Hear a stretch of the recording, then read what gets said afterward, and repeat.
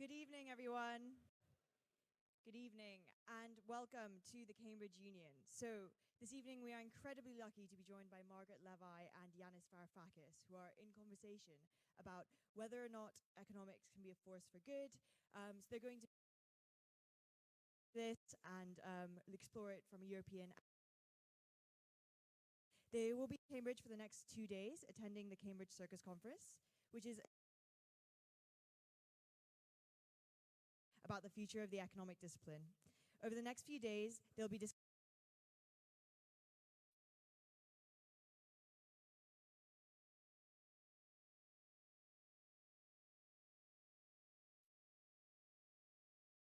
institutional and informational economics, for instance, but also the course of economics with the broader conversation and strive to locate, once again, its emotional pulse. It will thus engage, in addition to economics, economists, philosophers, sociologists, psychologists, and historians, as well as artists, writers, activists, and crucially, the public. Thank you to our partner Crash for organizing this event and helping facilitate the other event that Yanis will be doing at the Union. Namely, he'll be tomorrow at 6 p.m. speaking on Brexit in the shadow of capitalism's uncertain future. So without further ado, please welcome Yanis and Margaret.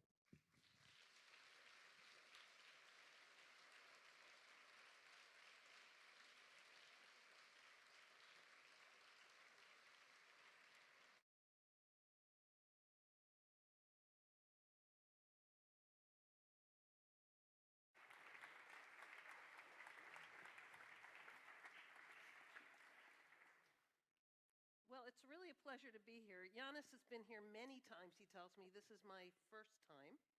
So let me sort of get the conversation going. This won't be a debate, but actually, well, it might turn into that, we'll see. But at least it will start as a conversation. And as you heard, what has brought us here is a conference that is being sponsored by Crash and the Cambridge Union, really talking about where economics is right now and how we can, what kind of crisis it's in, how we can make it work for the public good. And it's not just the economics discipline, but really thinking about the economy itself and the kinds of practices that have to be changed within the economy. And I think there's several issues that we should address. I'm suggesting this to Yanis, and it will shift as we talk, I'm sure.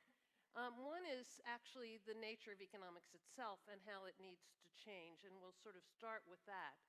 But there are also a number of issues that we really have to think hard about, and which I know Yanis has thought very deeply about and has been very engaged with, as have I in a very different level and way, which is really thinking about the mismatch between democracy as at least rights-based democracy and capitalism, which has always been a tension, but it seems to be a particularly tough tension right now.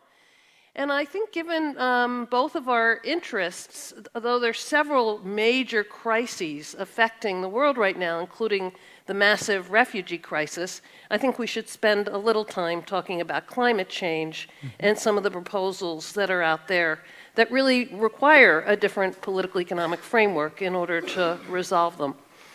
So let me start on the economic issues and then get your response. So I'm very much an academic, and the way that I see these issues is from the role of a social scientist. And if we think about the way in which economics has developed, really over most of its lifetime, it has been based on a series of assumptions about human behavior which we no longer know to be true. We know that people are not perfectly rational, as if we ever thought they were, but at least that was the assumption under economics. We know that they're not totally individualistic or narrowly self-interested, that in fact most people are social animals and care about others and interact with each other. We know that markets aren't either free or perfect or able to solve all the problems that at least some theorists argued that they were. So we're in a world right now where the underlying assumptions of economics and the economic discipline are under question. And it's a time when we really have to think about what the alternative framework should be and how to build a framework on very different set of principles than the ones that have driven us so far.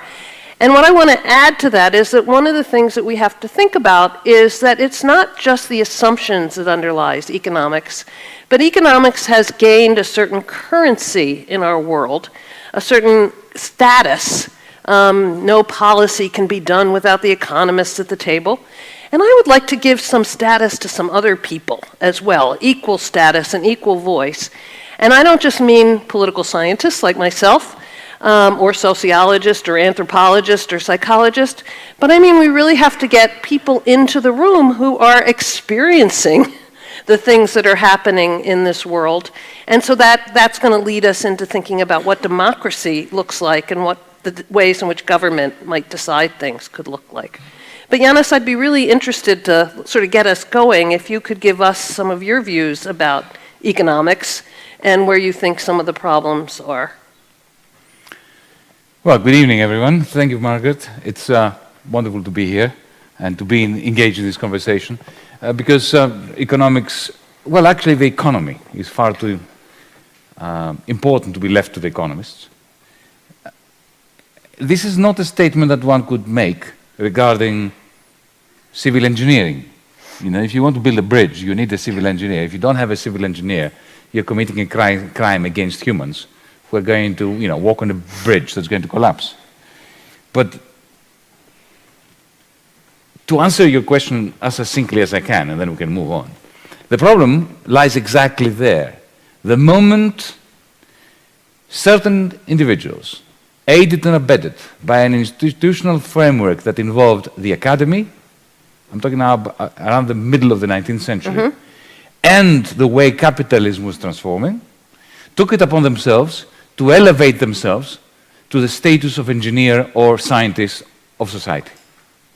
And to say that you can find the truth about capitalism in a system of equations that can be solved in the same way that you can determine the statics of a bridge by means of a system of equations. That is the beginning of the problem. Come to think of it, just to link it with democracy, if this mindset was correct, if this project, research project, was worthy and realistic, then we wouldn't need democracy.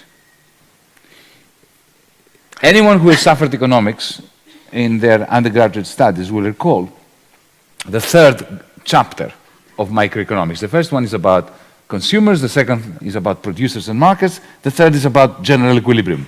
It's about social welfare. And there is something called the social welfare function, right? Which everybody seeks to maximize.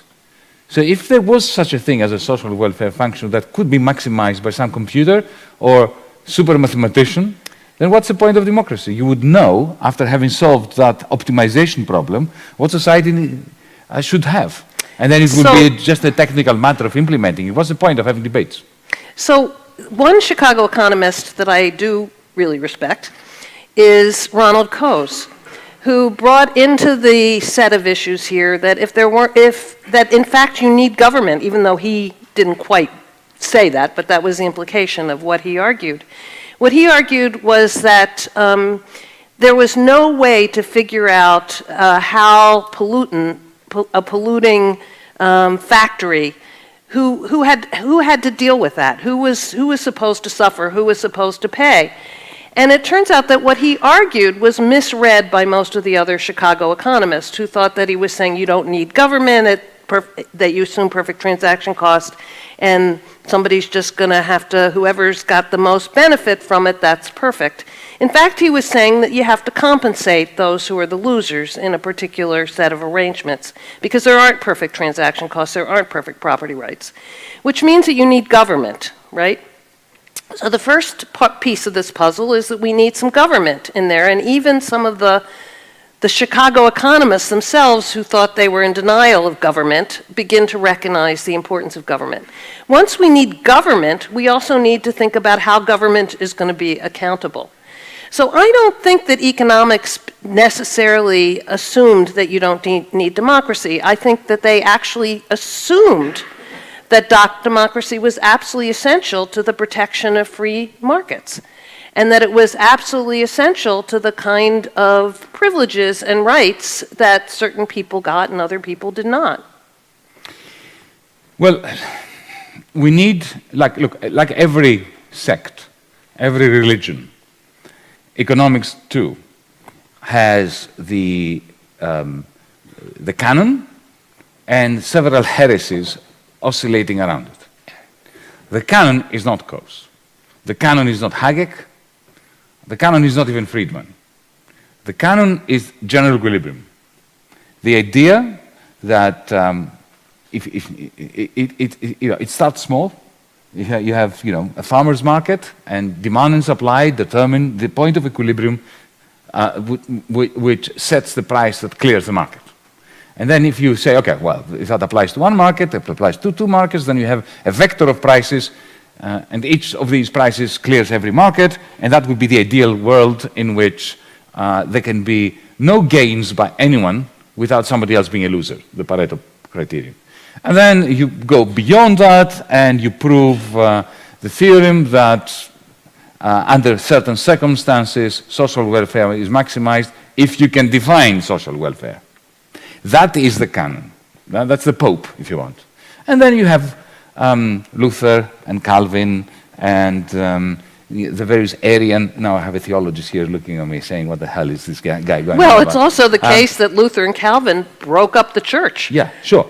As the neoliberals did, as the libertarians did. So, but still, the Catholic axis is there in our economics profession. And let me be a bit more precise. Second-rate economists who are running the show in government, it's not first-rate economists. In banks, in the financial sector, in KPMG, Ernst & Young and so on, they are all second-rate economists, the ones who then start applying the theory. They don't care about economics. They use economics at the back of their mind. If you say to them, if you challenge them ideologically and methodologically, so, explain what you're doing, they will remember something they heard about a certain Kenneth Arrow, a certain Frank Hahn coming from Cambridge, a certain Gerard Debreu, saying this is the thing, the whole thing is structured along an equilibrium narrative. Then the more sophisticated heretics, people like Coase, people like Hayek, what they do is they say, look, you don't have to take this for granted. We agree with you that you can't solve the mathematics. And you know what? It's a good thing that you can't solve the mathematics. You cannot prove that Adam Smith was right when he was saying that it is as if an invisible hand is synthesizing the greedy actions of each in order to produce the public good, to serve the public interest. You can't prove it. But it is precisely because no one can have a scientific understanding, conception of what is in our interest, that the market gets elevated from where Adam Smith left it. For Adam Smith, the market was a remarkable tool to serve exogenous purposes. So in Adam Smith, from the theory of moral sentiments, there was a conception of what's good for society. And the market was an instrument by which to serve it. The moment you move away from the central canon to the neo-libertarian heresies, the market is elevated from a means to an end. Since we cannot know what's good for us, the market is the only God and the only divinity that we must respect. Independently of social welfare, because social welfare cannot be defined. Because if it was definable, then there might be an argument like yours that we need government. So somebody like Robert Nozick... Wait a minute. So yes, the economists may argue that, and many do. And there certainly are economists who think you don't need government at all. But for the most part, the economists are not the people who ultimately run the government. That's true. They certainly influence what happens. They certainly affect a number of policies. But they believe, and certainly I think most of us believe, that we need some form of government, and most of us would believe that we need some form of democratic government.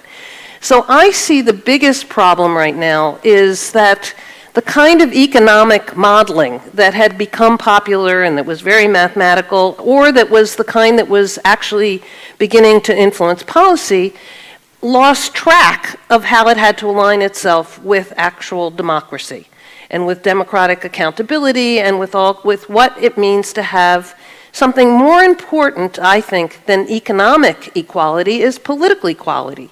If you don't have political equality, you can't have democracy. And what's been happening in the world, in part because of the economy, not just the economists, is there's been a really undermining of political equality in our societies. And that takes forms that we know about, like suppression of votes and ways in which elections are manipulated. But I think there's something even deeper than that, which gets back to the issue of why we need a new framework, and it has to be a political economic framework and not just an economic framework.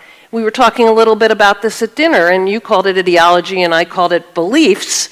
But what the framework that we've been operating with, the neoliberal framework that we've been operating with has done, I think its worst offense has been to make people believe and to get them to really think that, one, they can't change things, and two, that if anything goes wrong in their lives, it's their personal responsibility and not the responsibility of the system, and not something that they can hold someone accountable for.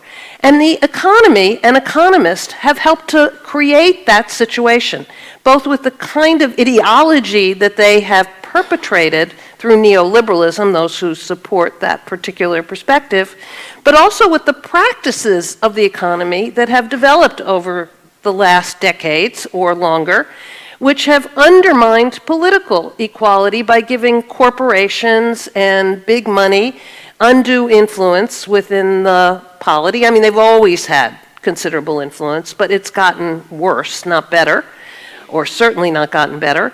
And we're seeing that people, but even more important is sort of, so I grew up with, trained as an undergraduate by a political scientist named Peter Bachrach, who had a theory of non-decision making.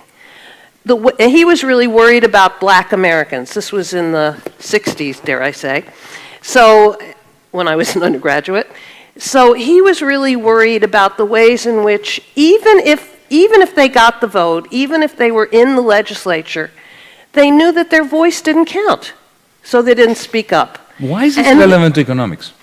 Because for economics, there is no such thing as political freedom, liberty, democracy. It's simply nonsense. If I remember right, Friedman wrote a book called Capitalism and Democracy. Wait, yeah, but that was Schumpeter, okay? And Schumpeter would not even have gotten a lectureship on the basis of that book, because that book is not considered to be economics by economists. You have to realize that. You know, Joe Stiglitz, for instance, would not even get a junior tutorship on the basis of everything he did after he broke ranks with the World Bank. It was, so I want to insist on what makes economic theory, firstly, so hugely powerful as a narrative, even though nobody understands it. But it's a bit like the Middle Ages. What percentage of the population during the Middle Ages understood the scriptures? Most of them couldn't even read them.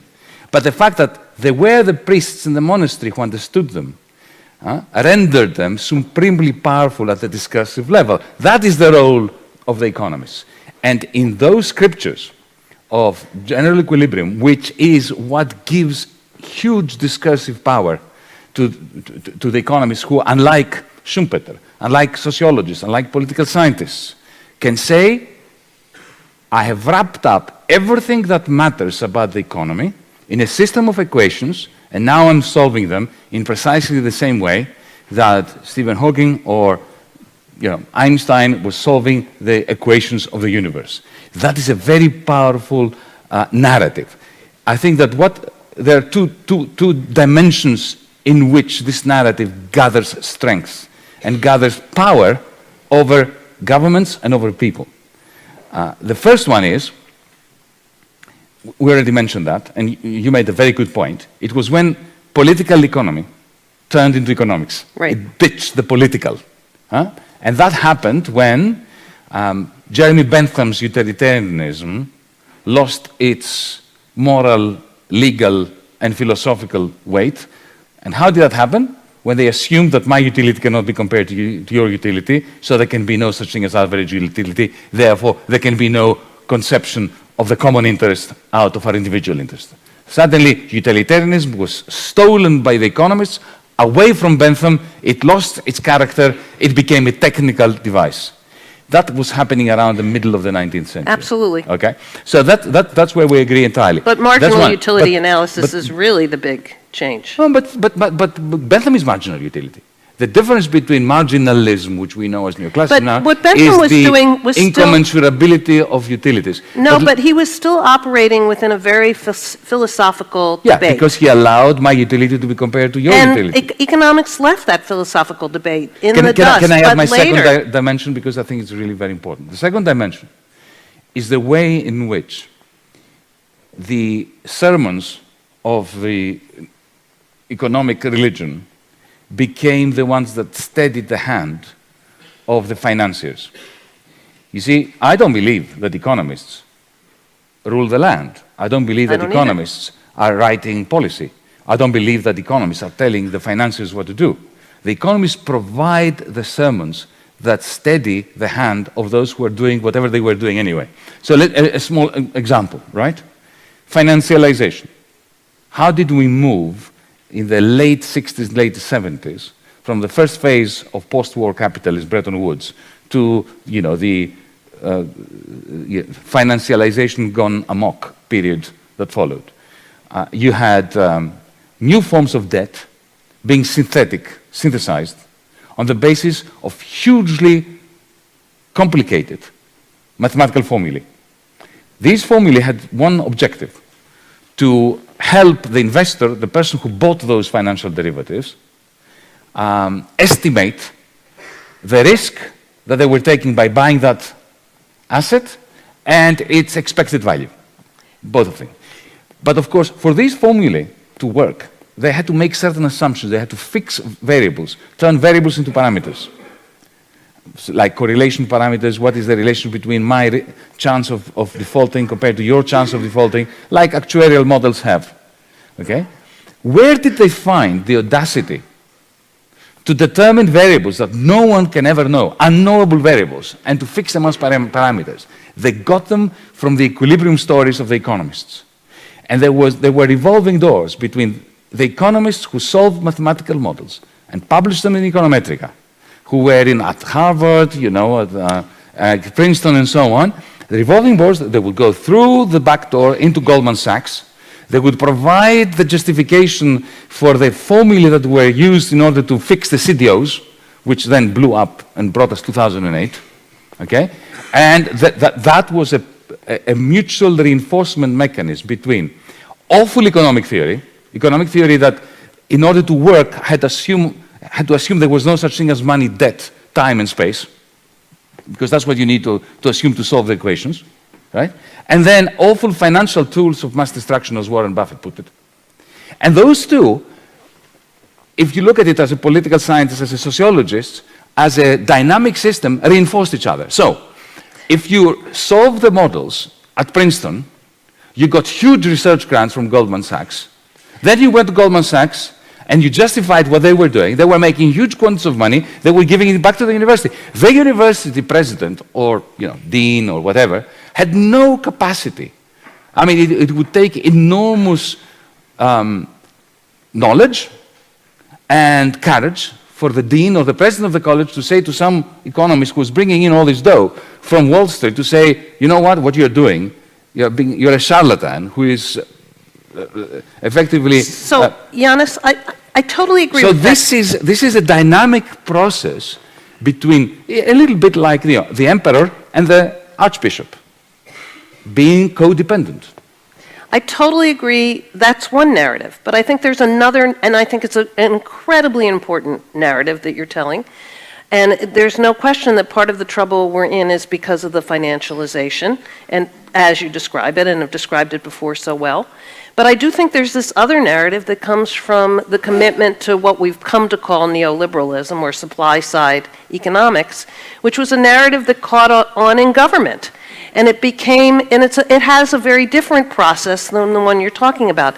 It doesn't require mathematics. It requires a simple slogan about what will improve, let growth, something else we both agree about, it should not be our goal in quite the same way it has been, that we have growth will rise all boats. And growth will be accomplished by getting government out of our faces and out of our hair and out of our heads. And this became a very dominant, and still is to some extent, a very dominant perspective within government itself, of influencing policymakers, influencing presidents and prime ministers. And it was also, I think the other thing to point out about it, it was a political project. Of course. It was very much a political project. But what I described was a political project. Absolutely, I'm not disagreeing. I think there were two political projects. So one was the financialization project, but the other was this project. I mean, when you look at the history of how supply-side economics or neoliberalism became dominant, it's a story of a collective of people created by von Hayek initially, a group called the Mont Pelerin Society, which Milton Friedman also became president of, that were not just economists developing theory. It was people who were journalists and philanthropists and people with big money. And they became a movement that then, when the time was ripe, they took over government. And they took over government not only in terms of an ideology that then affected government, they created organizations. In the United States, for example, as I was telling Iqbal at dinner, the Federalists Society began to educate lawyers in a very concentrated way, to create a set of potential judges who could then be appointed should somebody like Trump come into office who was open to appointing those kinds of justices. And I'm not just talking about the Supreme Court here, I'm talking about the whole judiciary that is subject to central appointment. So this is a very big political project, which is not just about financialization. It's not just about the technical taking things over.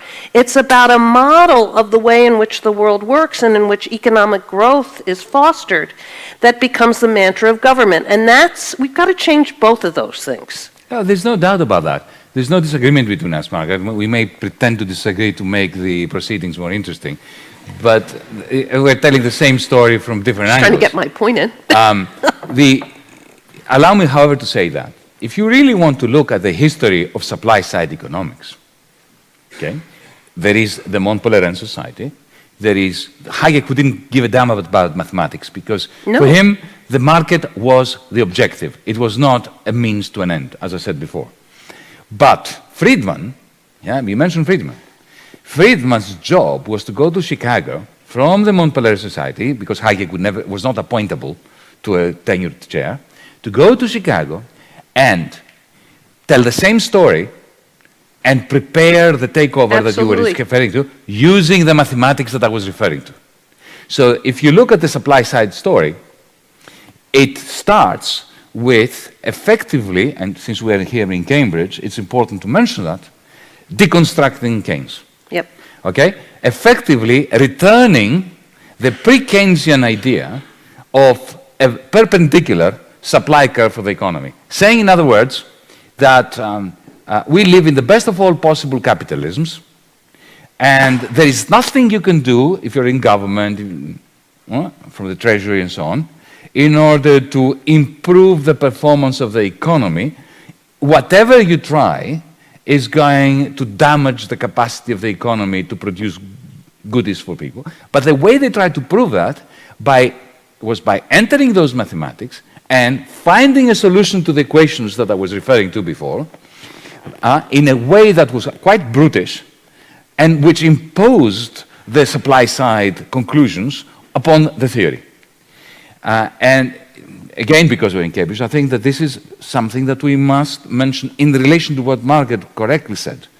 that the takeover, the neoliberal takeover, consisted effectively of two phenomena. One was the majestic organization of the neoliberals at the level of theory, of law, of banking, of creating think tanks, of funding politicians who were schooled. You know, one of them was Margaret Thatcher.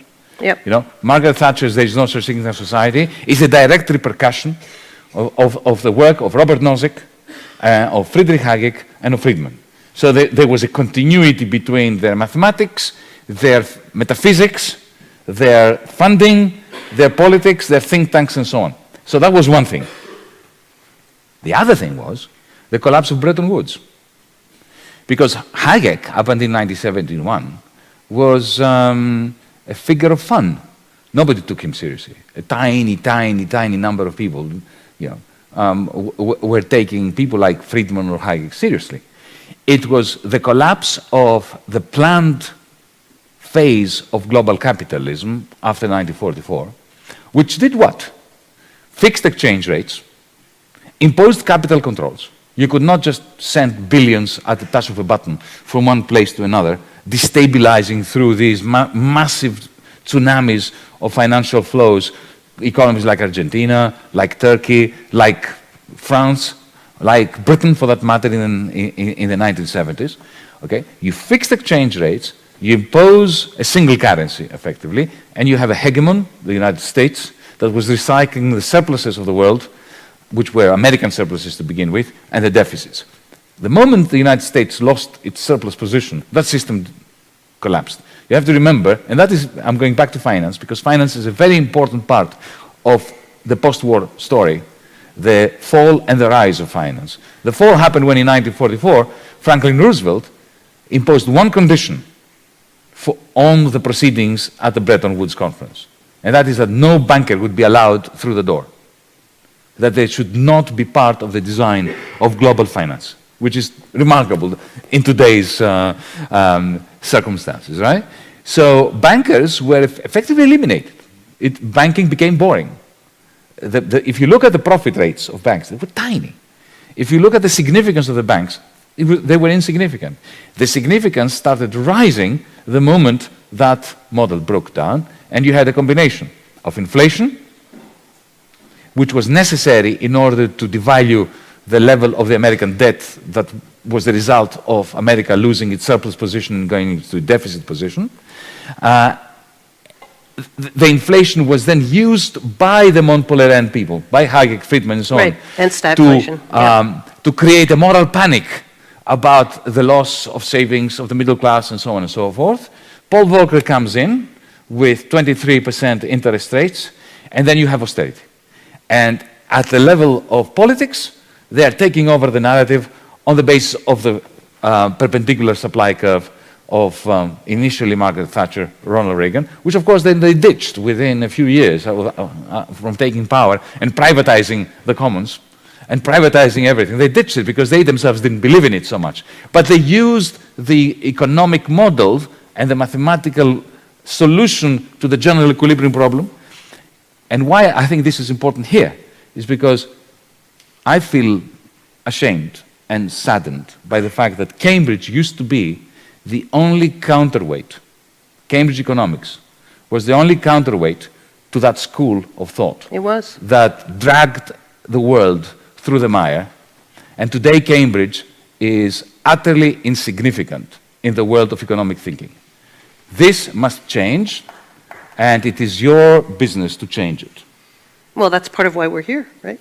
Well, but we cannot do it. We cannot do it. You have to do it. You have to do it. I want to change the topic a little bit here. Please do. Which is following on the mathematical question, but taking it to a whole other dimension. Yep. So part of why the mathematicization of economics was so successful was it made economics inaccessible to most of us, right? So one of the things that's going on today, which is very worrying, and I know you've thought about this as have I from I live in Silicon Valley, you can see where I'm going here, is that we now give this kind of, you mentioned engineers earlier, But we're now giving a kind of power to engineers because they can solve certain problems that we as humans can't. They're creating algorithms. Machine learning, you mean? All kinds of things. Yeah, but they're creating machine learning and algorithms that are inaccessible to us and even inaccessible to them because they don't really know why they're working. They're learning on their own. So this seems to me an analogously scary phenomenon in that, when we give power to a group of people based on a capacity to do something that we can't understand and then do not create a system of accountability. So I think it becomes back to the political as well as to the, which I'm going to keep emphasizing, and create this kind of system where we do not have accountability in the system. The big tech firms are not, they're monopolies that are not being split up. They're the people who, the founders have disproportionate stakes in shares, so they continue to control the companies as well as to get immensely rich. One of the things that I've been thinking a lot about and working on is how we introduce ethical considerations and societal consequences and thinking about those things into the actual design process. And that means changing the corporations themselves. So we're back to a political, economic framework here. I'll stop there and let you... No, I endorse every word you said. Let's take every phrase, or to the extent I can remember them, one by one. The first thing you said, absolutely. Look, economists don't know anything about capitalism. But there is a delicious irony here. To be successful in our profession, you have to abstract from your models everything that makes capitalism capitalism. So debt can't be in it. Money cannot be in it. Labor cannot be in it. Labor appears as any commodity. Whether it's potatoes or labor power is the same thing. Okay? But so, in other words, by design, economists cannot explain capitalism. And their huge discursive power comes from... But they understand one thing from the real economy. The power of monopoly. So when they translate something that everybody understands into a language which is indecipherable to all of you, suddenly you think, oh my God, I didn't understand that. They do. They must be cleverer than me. I better shut up. They are the experts. So suddenly they create a monopoly power for themselves. That I understand. Yep. Okay?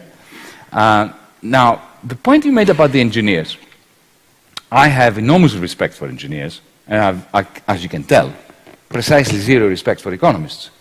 Okay? And I'm speaking as an economist. So call this self-deprecation, not mine. But the engineers, in the same way that, come to think of it, the post-Maxwell revolution in electromagnetics brought about the second industrial revolution. And the second industrial revolution begat monsters like Edison and Henry Ford, because it allowed for the first networked company to be created. So suddenly, instead of having the baker, the butcher, and the brewer, Adam Smith's model of companies, suddenly you have Edison producing everything from electricity, the huge power generating station, to the light bulb, including the wires that were going through the streets and into your home. Now, that is a natural monopoly. Once you are hooked into this company as a worker or as a consumer, you belong to a different world. So the technological innovation, electromagnetism, and the networked monopolistic platform-like company that controls everything, it's vertically and horizontally integrated. It's not a new thing. It's not just Facebook. Facebook took it to a different level.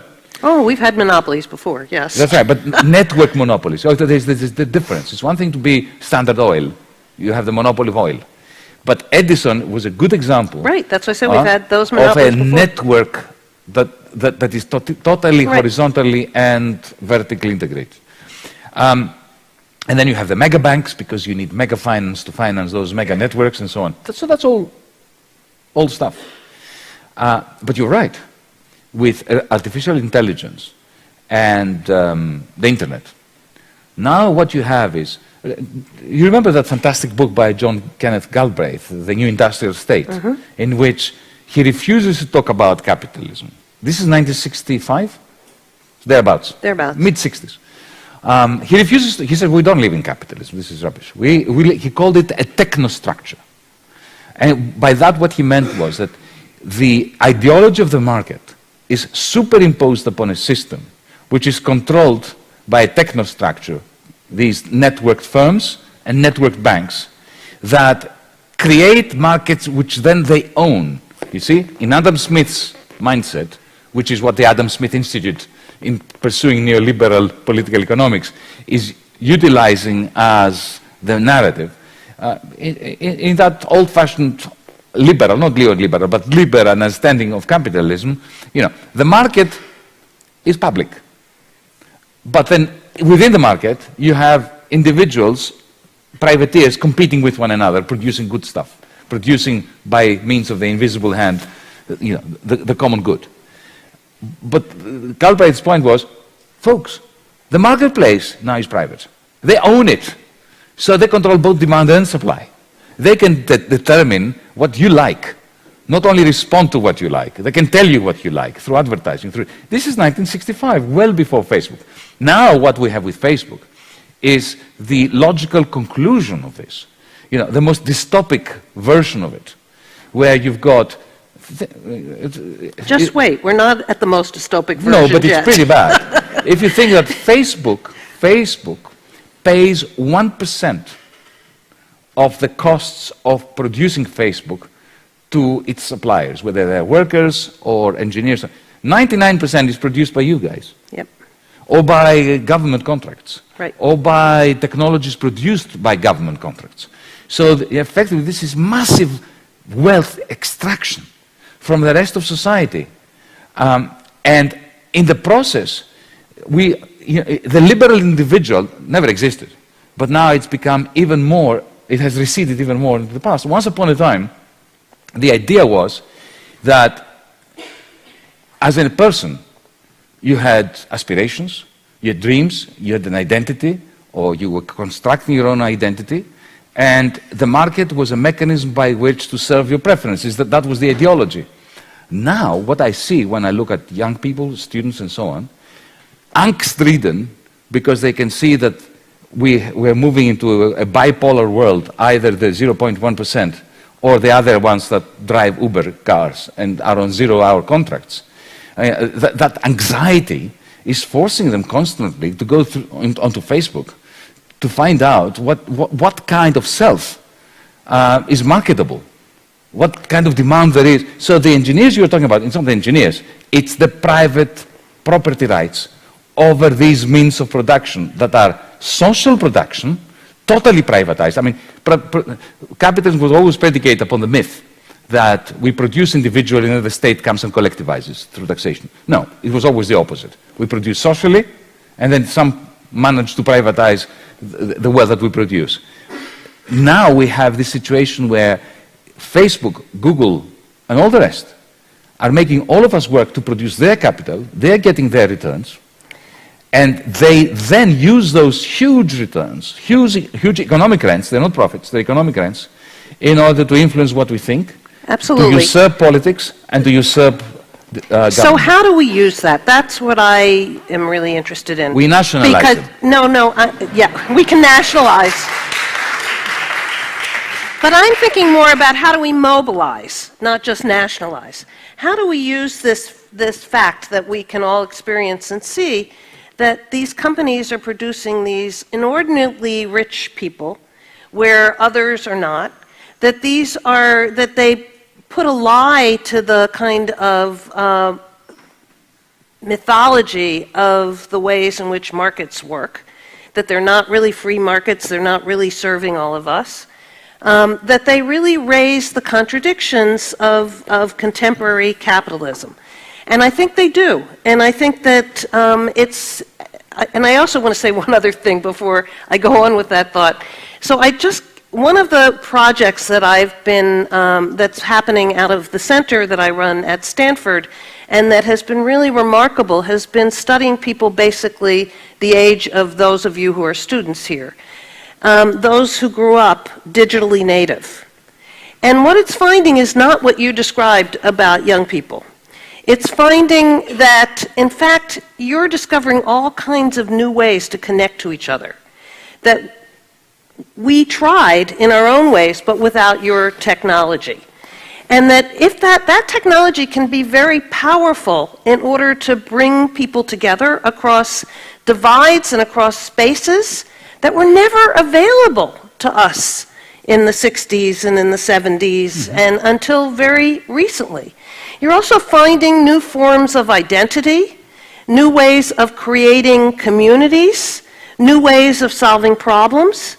So I want to figure out how to take that. You sound like Zuckerberg now. You sound like I am not Zuckerberg. A Facebook evangelist. And we pronounce him Zuckerberg.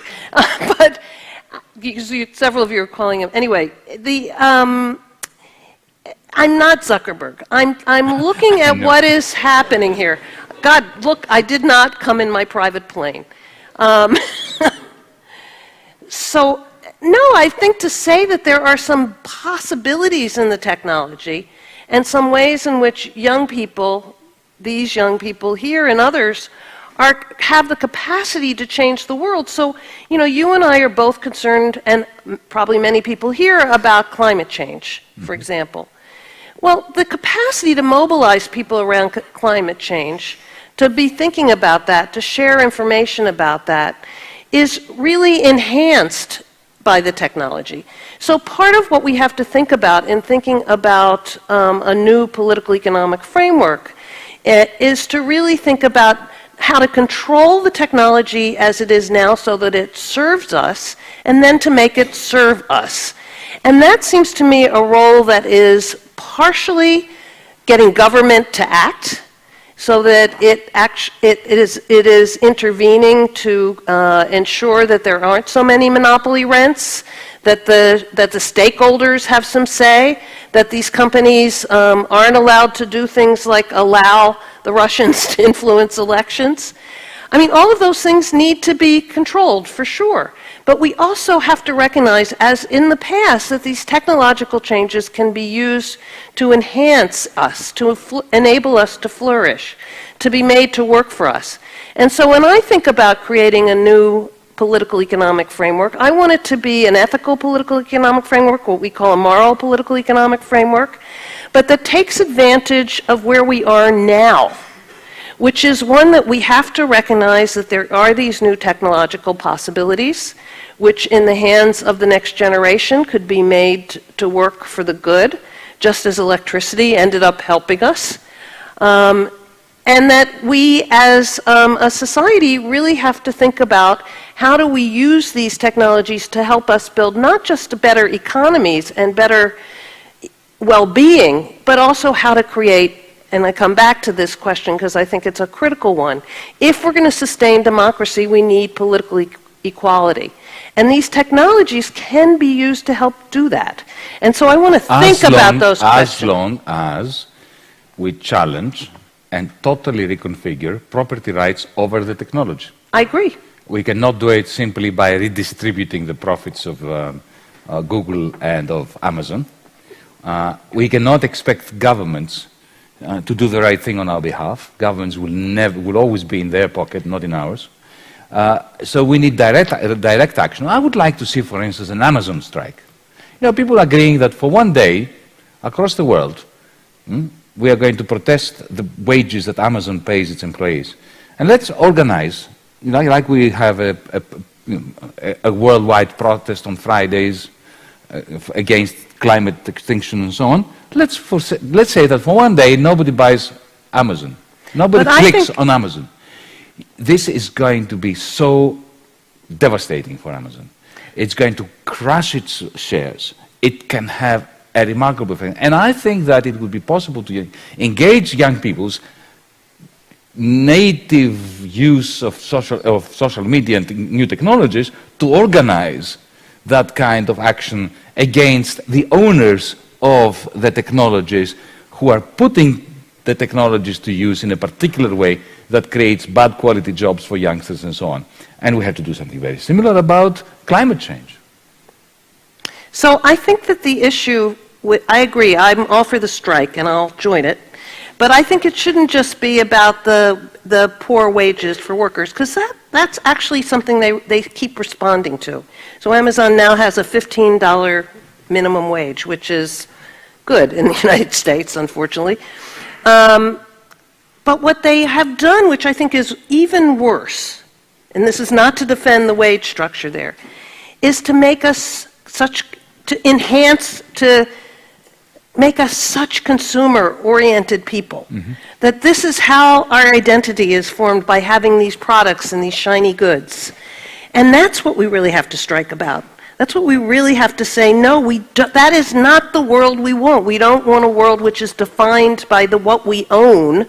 We want a world defined by what we can be, who we want to be, how we can do things. So strike, let's organize that. Well, going back to the original topic, let me connect the original topic which you brought up about the model of Homo economicus, the model of the rational economic man, and it is a man, can't be a woman. Because we're not rational? To be a woman.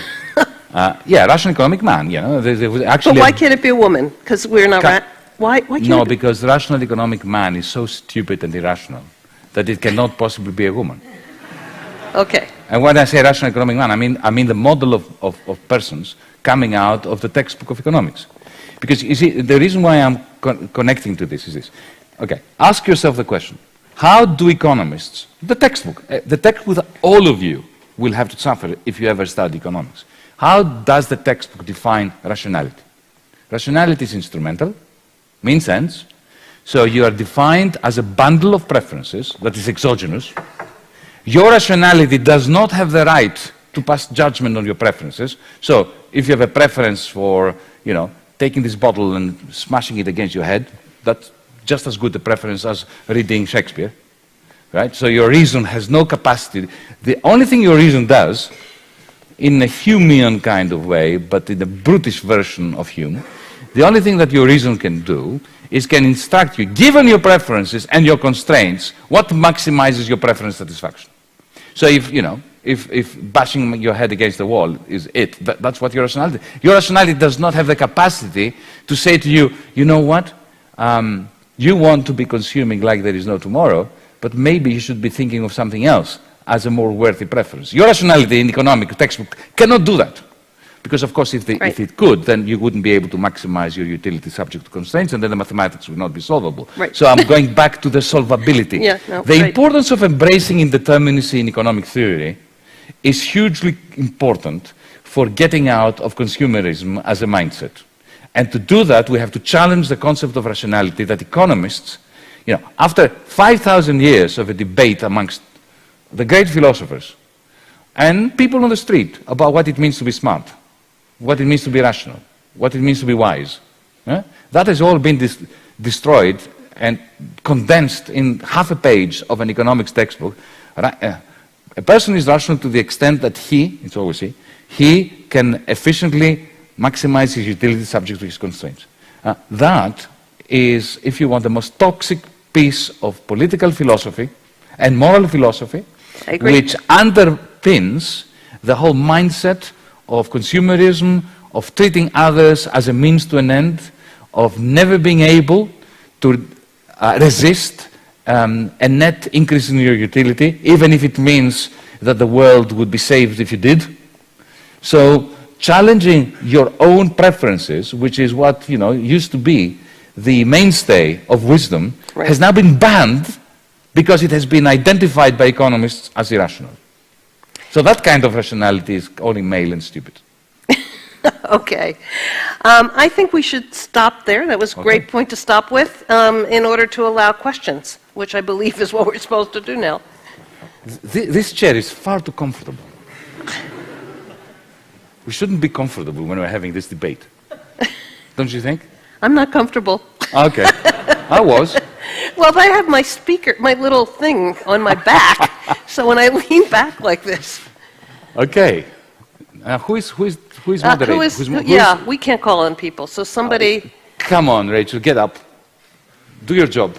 Decide who asks questions. That's my job. Right, so who would like to ask the first question? I pick women and then men in that order. Very good. So who wants to go first? Should we start with... Yeah, it's coming. Rachel, give it to me. All right.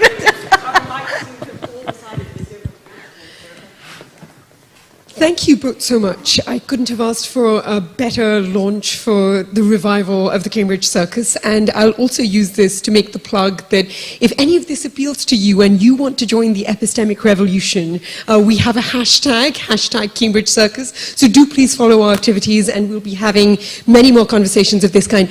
But again, really, I mean, from the bottom of my heart, thank you both. But I just want to push both of you, to sort of as the culmination of your really rich comments, can economics be a force for good? What are both your answers and how?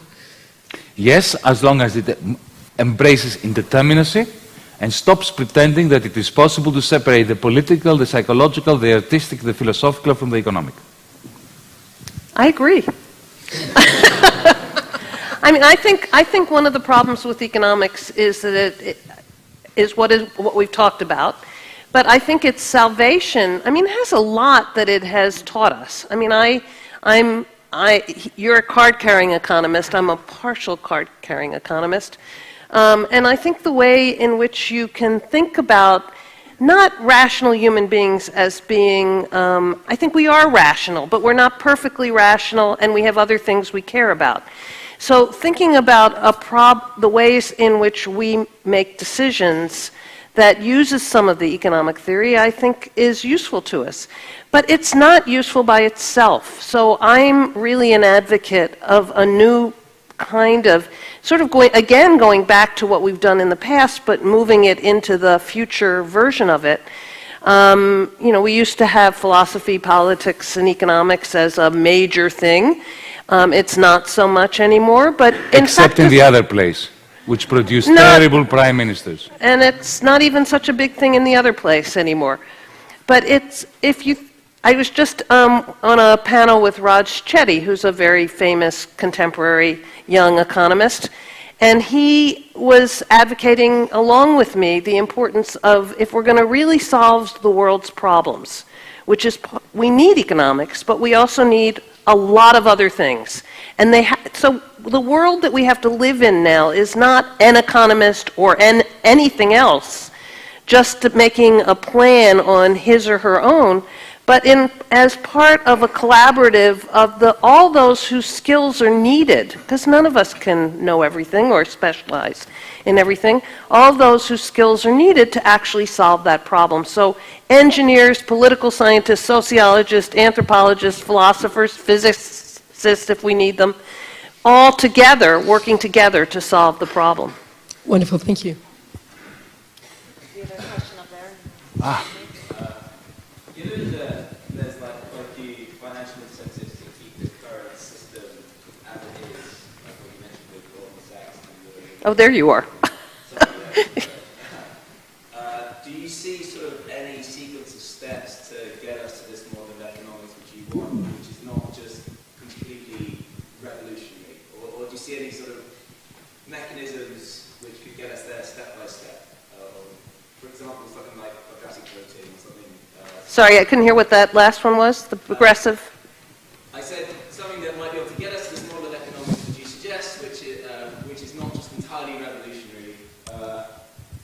And actually might involve some sort of progressive sequence of steps. An example might be quadratic voting, like suggested by Glenn Whale or something like that.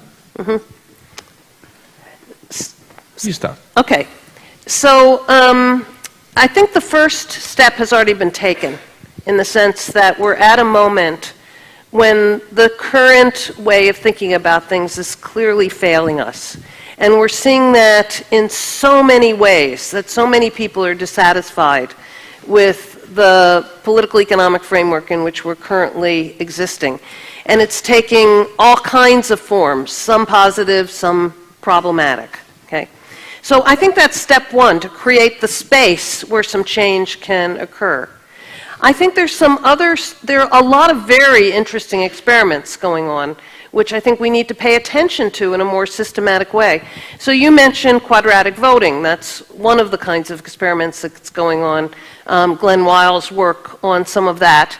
And he ran a conference, or created a group called Radical Exchange, which had a whole group of people who were doing amazing things with quadratic voting, with blockchains, with old forms of community organizing, and trying to create experiments. In fact, you and Federica Antara have been collecting some of these experiments to show us, to sort of pave a way towards the future, to think that there is actually proof of concept here. I think things like the Green New Deal, and there are 3 or 4 variants of it depending on countries, are another really important step in the right direction. Whether we ever accept exactly any one of them is not so important, as that they're on the table and they're creating a real debate. Some of it taking place in legislatures, some of it taking place outside of legislatures, and ultimately the change agents are going to be you. I mean, we have to act as citizens in order to make these things happen. We can use these experiments and these ideas that are already there, but if we don't get in the streets and get in the voting booths, we've given it away to corporate power. To have a genuine paradigm shift, you need a big crisis. And you must make sure that you don't let it go to waste. Well, that's true. So every shift in economic thinking happened after such a crisis. If you think about it, Adam Smith started thinking about the wealth of nations only in response to the momentous crisis of the 1760s and 1770s, when mechanization, following the enclosures, had created immense poverty and deprivation that had never been encountered before during the previous centuries, and at the same time immense wealth. And people were asking questions, well, then what on earth is going on? And it was clear that nobody knew what had happened. There was no satanic plan by anyone. And that's why Adam Smith became so famous, because he came out and said it is as if by an invisible hand these forces are doing this and that and the other. And then in the 1840s, particularly the revolutions of 1848, you had the emergence of the proletariat with, Marx and Engels effectively using the first serious crisis of what was new then, capitalism, to write the first passages of what then became Das Kapital, and then was given its genuine opportunity after the 1880s, the great crisis of the Great Depression of the 1880s. And then it was 1929 that here gave rise to Keynes. And it was, as we said before, it was the end of Bretton Woods and stagflation and inflation that allowed the Montpellier society and the neoliberals to take over. The tragedy of 2008 was it was our moment, the moment of progressives, to take charge of a world in which financialized capitalism was collapsing, to wrestle the power from those who had brought this calamity upon humanity, and we didn't, because we were not ready, and because good people like Barack Obama reappointed the same people who had liberalized the markets, the financial markets, to fix the crime, effectively to bandage the victims, their own victims. So it is important, what's happening here with the Cambridge Circus and so on, think of it as preparing ourselves and our mindset so that when the next crisis happens, we don't prove as idiotic as we did in 2008. Absolutely.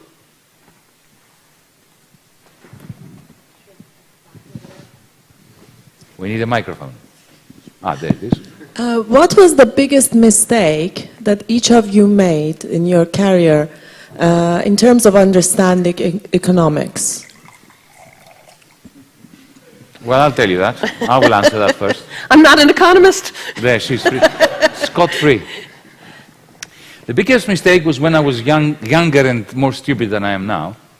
And I too believed the economists, radical economists' narrative that it is possible to capture the essence of capitalism in a few well-chosen equations, not the ones of the neoclassicists, but I come from the Marxist tradition.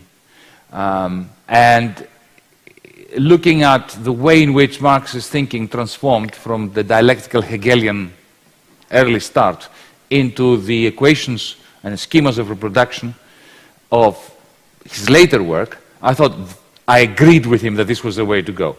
Now I've concluded that that was my greatest mistake and his greatest mistake.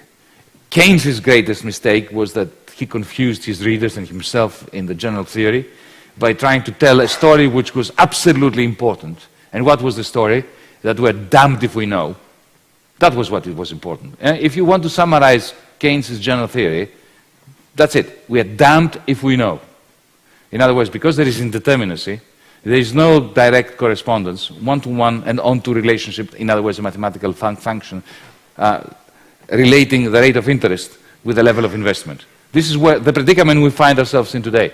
Central banks keep pushing their interest rate down, hoping that investment will rise because they think there is a downward sloping demand curve. But Keynes had already told them in the 1930s, there is no such relationship between, because once you have diversity, you have different kinds of investors, you have different kinds of consumers, you have workers that are on zero-hour contracts, you have others that are more privileged and so on. If you have diversity, you have effectively you have multiple equilibria, to put it in more mathematical terms.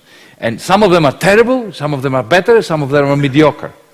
And no one can tell you which equilibrium society is going to select, the dynamic process.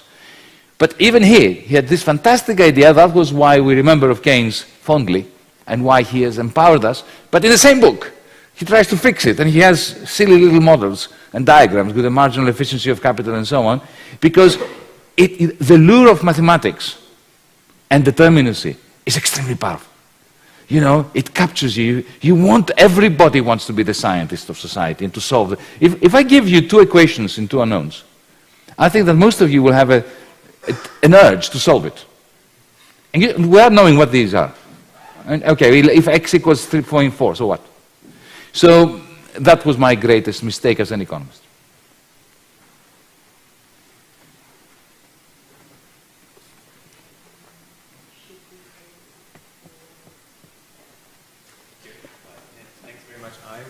Wait. You need to be broadcast. Thank you. Thanks very much. It's very interesting. I was wondering, since your moral vision, ideology, is so linked up with political equality, what would your response, or what would your point of conviction be with response to China? Because I seem to be the elephant in the room that you have addressed there, new political framework. And if we know one thing, it is that the CCP is not going to democratize. The what? It's not going to democratize. It's not going to democratize. The Chinese Communist Party. Right. My question would be, what is that moral vision in response to the challenge? And not just maybe from an American point of view, but as a You'll get the Greek challenge. point of view here. Yeah, so from a Greek point of view. So I should clarify, and thank you for asking me to do that, that the scope condition for what I'm talking about is capitalist democracies. So China's not one of those. Yeah, so I'm not going to punt. I'm just saying, but let me be clear about that what I'm talking about in terms of creating a moral political economy is not about China. Now, China has a moral political economy. In fact, all political economies are moral. They have some values that they're expressing. So the real question about, I think there's several questions on the table really about China. One is, we're back in a form of Cold War here. It's different Cold War than the past. There's luckily not a nuclear threat, though there are other kinds of threats. But we're certainly in some kind of competition with China for who's going to dominate not just trade, but sort of ways of thinking. I mean, it is an alternative vision. So what China offers to its people, I mean, there are lots of people in China who love what's happening. China 30, 40 years ago had immense poverty. It has done more than any other country in the world in getting people out of poverty. So there is a trade-off there between getting material well-being and getting certain kinds of political rights. So they've come from a different place than many other countries that we're talking about here. So that's one thing to keep in mind about China, that they see their government, some of them, as delivering the goods, that it's trustworthy in certain kinds of respects. They may not care about democracy. And it's not a capitalist system that doesn't depend on democracy. Thank you. So, that may be the wrong expectation to think that democracy has to happen in China. On the other hand, I think they're going to face a huge crisis themselves in the not too distant future. One is a result of their demographic crisis, that they don't have enough workers for the work that they want done, and that they're engaging in all kinds of practices now under the guise of anti-corruption and control of the population that may evoke a new Chinese revolution. But I think that's an open question what will happen. From my perspective, let me tell you that first, I reject our Western depiction of the world as one that comprises democracies, and we are that, and China, on the other hand, which is not a democracy. Ever since, in particular, I got involved in politics, my belief, conviction that we live in democracies has been shaken to the ground. At the very same time, in China, there is an unsung but very interesting and boisterous democracy that is emerging at the local level. If you look at what happens in the prefectures around China, the degree to which accountability is returning or is being established, to which local officials are overthrown through elections and against the decisions of the Chinese Communist Party. The Chinese Communist Party is quite happy to let democracy grow at the grassroots level as long as its own authority nationwide is not challenged. But that creates what we Democrats would like to see in our democracies. Grassroots, regional, local government that actually has tools, because the Cambridge local authority doesn't have that many tools, especially after Thatcher took them all away. There they have tools. They have a remarkable degree of autonomy when it comes in particular to property rights, which is what we were discussing before. So if you look at, even the large corporations like Alibaba and so on, that are now more or less equivalent in size to the Googles and the Facebooks. These are gigantic corporations. There is something that I find appealing and not democratic, but amenable to a democratic process in China. The contract between the state and Alibaba, for instance, is that your license can be revoked at any moment in time, and your shares can be expropriated at any point in time if you don't fulfill condition A, B, C, D, according to some kind of moral, political principles. Of course, what I cannot possibly accept is that the Communist Party, and the authoritarian Communist Party, is the arbiter of whether those conditions are upheld. But imagine that instead of the Communist Party, you had a citizens' assembly through sortition and through other ways of involving local communities, regional communities, or the national community to say to the company that has the right to be exploiting a certain resource, whether it is digital or non-digital or farming or whatever, to say to them, listen, you're being watched by a citizens' assembly that has the right to revoke your property rights. To me, that is a major opportunity, and we should be, learning lessons from China.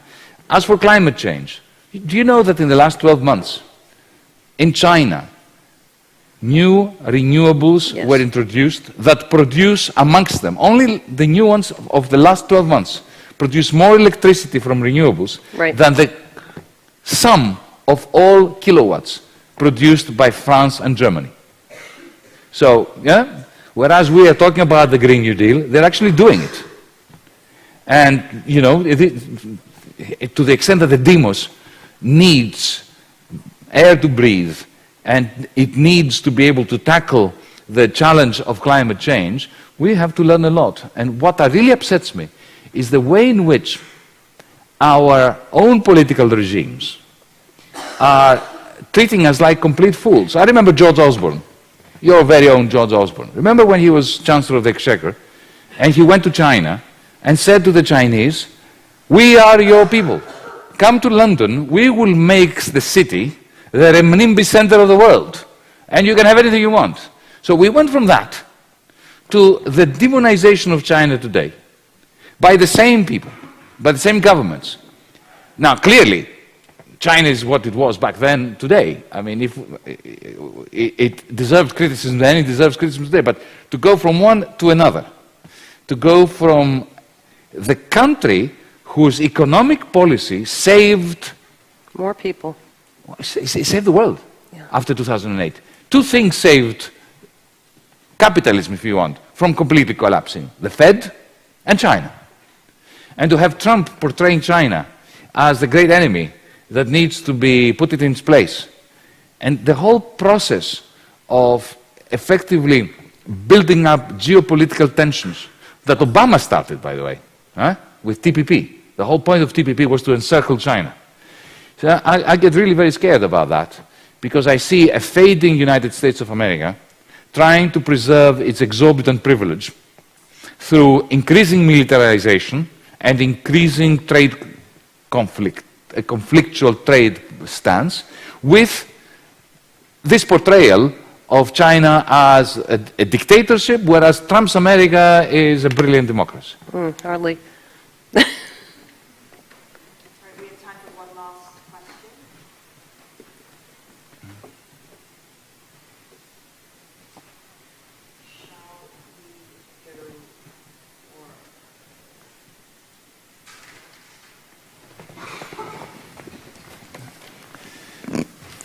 Thank you. So I guess my question is, at this stage, whether there's still a point to trying to save economics from within. I mean, assuming that it's based on fallacies, most of it, it has real effects of violence, and also that it keeps perpetuating itself, is taking some of its assumptions and trying to build on them, change them, make them more heterodox, really going to work?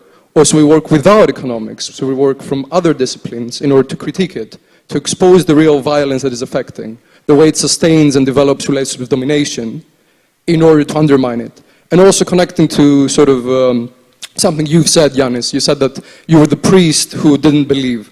You were teaching neoliberal economics, but you didn't really believe it. Yeah, your advice, priest. Yes, your advice for a younger generation, would it be exactly that, to actually master neoliberal economics, to master orthodox thinking, in order to then be able to critique it from within, with the dangers of getting lost in this theology, right? Being co-opted by the system and ending up doing consulting somewhere without really thinking about it? Or should you actually choose from the outset to reject this path, display a radical exteriority to the system of violence, and critique it from without?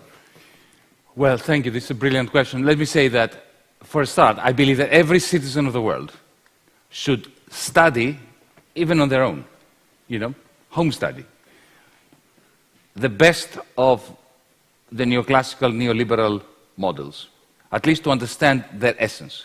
Because, you know, as Voltaire said, I believe, if you really want to be an atheist, you've got to understand the scriptures better than the Pope.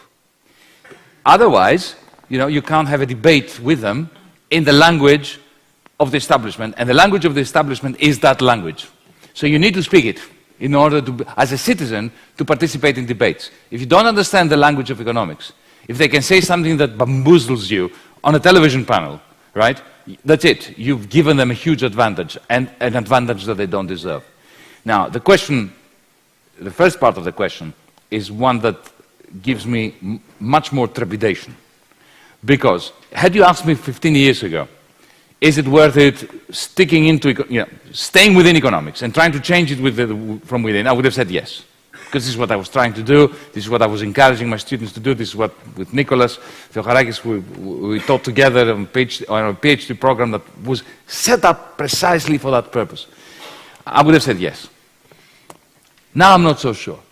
And I'll tell you why I'm not so sure, because I've watched the way in which good people have been destroyed within economics departments. Because if you really want to stay within an economics department, you need to publish. And you need to publish the journals that the profession recognizes, not the ones in which you want to publish, or the ones that want to publish interesting things, like the conversation we're having. This conversation would never be published in any economics journal. So you need to invest decades of your life in doing the gymnastics, the mathematical gymnastics of the profession, in order to establish yourself, so that at some point when you're 50, you can turn around like Joe Stiglitz did and say it's all rubbish and it's all toxic and we have to turn against it. Now, and after he's won the Nobel how Prize. many people can do that? How many people can sacrifice their youth doing, you know, interesting work, which, however they understand, is firstly moral philosophical poison because of Homo economicus, and secondly, it is completely irrelevant to the real capitalism out there.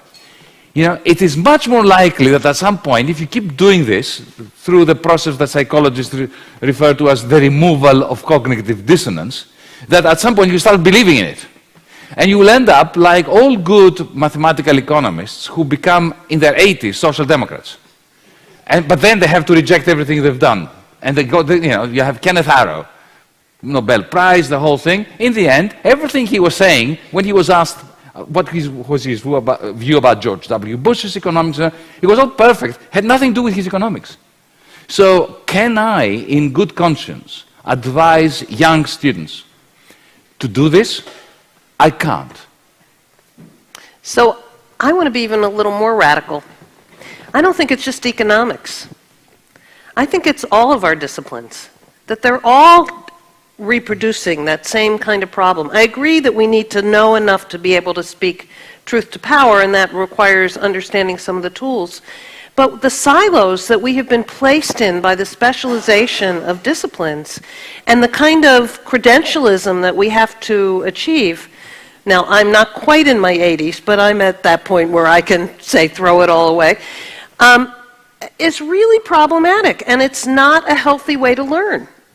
That we really have to, you know, there are things we need to specialize in for sure, and we can learn those tools, but they should always be in combination with other things. We should be aware of the arts at all times. We should be aware of literature. We should be aware of science, hard science.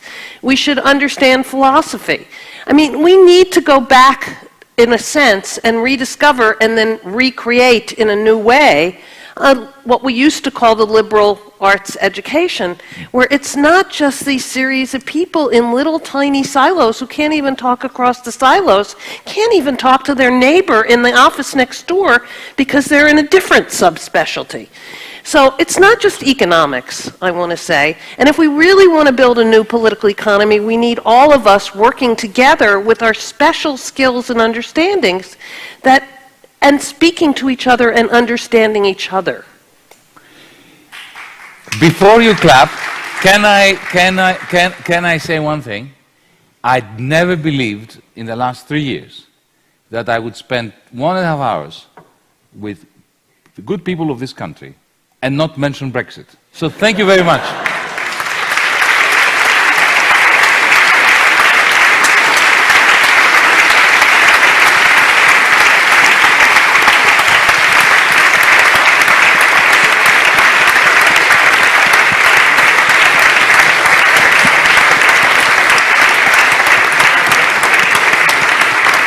Well, thank you. Thank you. It's fun. Thank you to both for such a fruitful conversation and also for answering all the questions that our student body had. Just a reminder, can everyone please stay in their seats until Yanis and Margaret have exited and their guests have exited. I assure you won't be that long, but you guys stay in your seats. So leave a warm round of applause.